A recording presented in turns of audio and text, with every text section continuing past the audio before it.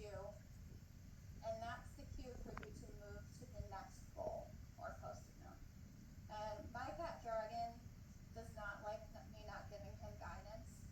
You can tell he gets very distracted. He really likes to be told what to do and not have to figure it out.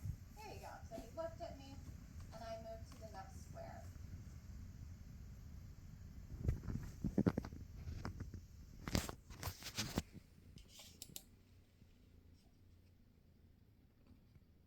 I'm going to skip ahead because as cute as he is, okay, maybe we have to look at how cute he is real quick. There are bloopers in this video because it is real life.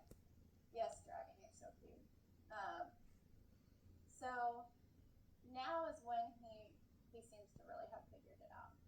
So I also started marking it here, which helped him. So I just said yes when he made the eye contact. So we just kind of go around in this pattern, and he controls when he gets the treat. So it's great for kind of, you don't have to arrange it in this little circle either. You could have it in a straight line.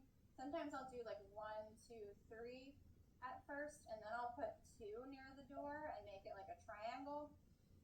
Sometimes I'll include it up on the cat tree or up on the chair as one of the stops. So you can, the good thing about these is there's no right or wrong way to do these, which is great, and they also don't involve a lot of